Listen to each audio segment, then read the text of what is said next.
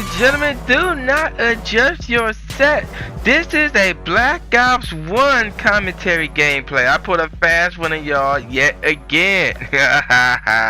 And this is your boy, Dash the Tru Inferno. Back at it. Now, I will admit, I'm a little bit under the weather here, but yet I still gotta come at you with another commentary video. I can't call it Black Ops 2 because this is not Black Ops 2. This is Black Ops 1. So y'all probably wondering, wait, why am I playing Black Ops 1 now? Well, me and my boy Ace the Boy 30, we was on one Saturday night, and prior to that, he actually came up from Ohio to Detroit. So we you know, me, him, the rest of the guys, we was hanging out, and me and him, we were just talking about Call of Duty. And then he said he was going to play some of the older Call of Duties. You know, he said go give Black Ops 1 a shot. So I'm like, yeah, sweet, I'm down for that, because that's my all-time favorite Black Ops. I mean, Black Ops. I would go as far as say that's the best Call of Duty ever. Some of y'all may disagree with me, but I could care less. So one night we were just gaming on Black Ops 1, and we were just beasting and feasting that whole night. So yeah, there you go. I got a lot of Black Ops 1 gameplay. I'm not saying I'm gonna turn my Black Ops 2 gameplay into Black Ops 1, but I only got one Black Ops 2 gameplay on me, and it was like 5 minutes long. I didn't feel like playing Black Ops 2 just to get gameplay. So I happened to have a bunch of Black Ops 1 for that weekend. So boom, there you go. Now I'm going to pick up where I left off a couple of weeks back, and I'm bringing it back once again. Driving Pet Peeves. I guess you could call this part 4, or you could call this part 3 version 2. I don't know what, you know, the continuation of part 3, whatever you want to call it. But this is Driving Pet Peeves. So yeah, here we go. Now, the one thing that gets to my nerves to a degree that I failed to mention in the last Driving Pet Peeve video of mine is people who try to give me directions. Now let's get something straight here, ladies and gentlemen of the YouTube citizens. If I'm driving somewhere, I'm not leaving. You know, I'm not cutting the car on, you know, going in reverse and then put my foot on the gas pedal and then take it off unless I know exactly where I'm going. Now, you know, so that means I'm going to have it up on my GPS phone, or I would know how to get there and back, or I'm going to ask somebody else. This is before I leave. The last thing I want to hear is, I'm in the middle of driving, and all of a sudden, you now questioning, you know, me as far as my directions, or whether or not I know where I'm going. Now, it's one thing to say, you know, like you a little bit unsure, like you know, you just passed the turn, right?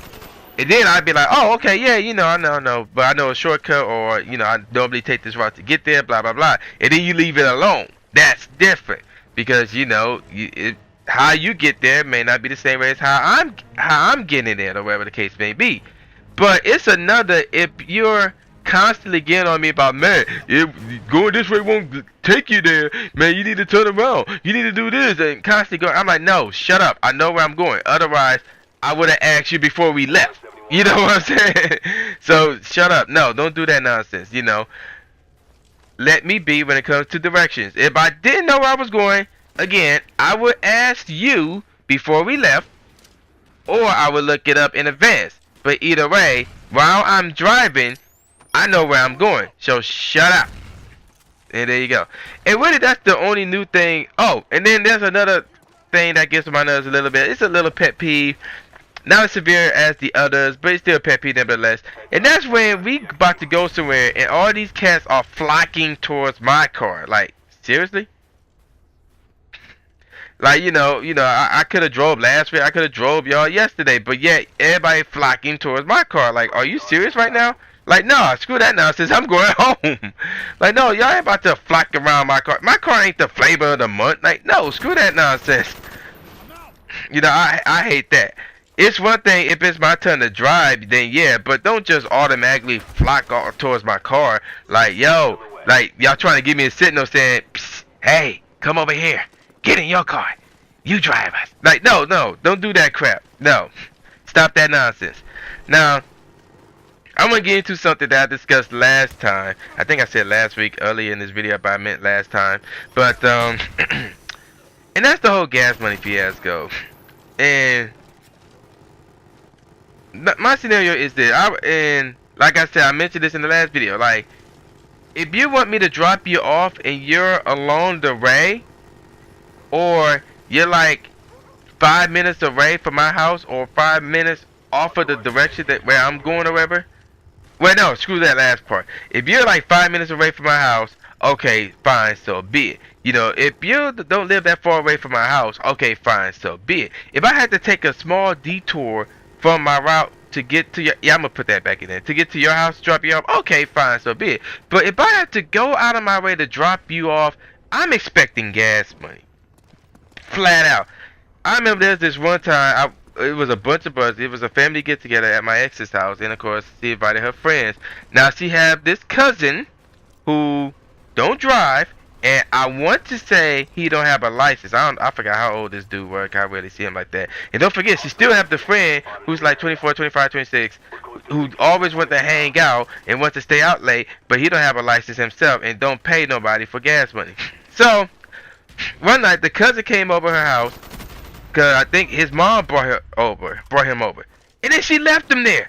And that's another example of expecting somebody to drop him off crap. So now we standing here like, are you fucking serious? Like, she's just gonna leave him here expecting one of us to drop him off. So now, and the only person who could have dropped him off, because that person lived close to him, left already. So now we all like, ah, crap. So out of everybody a part of the circle, there's 3 of us left who can drive. And one of the 3 is the host. So it's like, no, she can't go nowhere. That's dumb for her to leave her own house to drop somebody off. And me and this other cat, we live nowhere near this guy. Now, I'm not saying he's far as heck, but he's out of the way. And guess who had to drop this dude off? Me. And did I get paid for it? No. So I was pissed. I was legitimately pissed when they dumped, where, you know, I had to drop him off. I was legitimately pissed when he didn't pay me gas money. So yeah, don't do that crap. So yeah, if you expect me to drop you off and you're out the way, I'm expecting gas money. If not, you better get another ride or your ass is walking home. Flat out. So yeah, there you go. Peace out, y'all. Actually, before I say peace out, you're hearing it right now. The first single off my upcoming beat album, Continuity. That's the name of the single off my upcoming beat album. The Kyoto Hour Volume 2, Continuity. Again, Continuity is a part of the beat album. And the beat album comes out this Veterans Day, November 11th. On my Tru Inferno Bandcamp site. It will only cost you $2. You know, you can easily pick that joint up. But until then, this is New J Gatsby, aka Mr. Spaz Adams, said peace out, y'all.